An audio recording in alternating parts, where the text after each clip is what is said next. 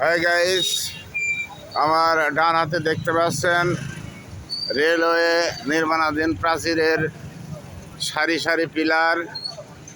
তো এই পিলার বা এই বাউন্ডারি নকশা বহির্ভূতভাবে হচ্ছে বলে অনেক রিপোর্ট আছে।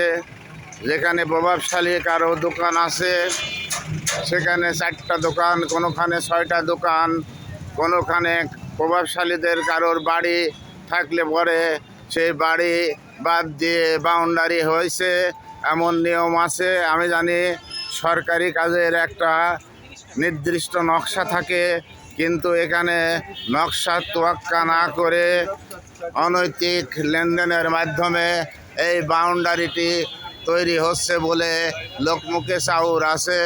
যদি ভিডিওটি ভালো লাগে প্রচারের সাথে লাইক, কমেন্ট এবং শেয়ার করে দেবেন।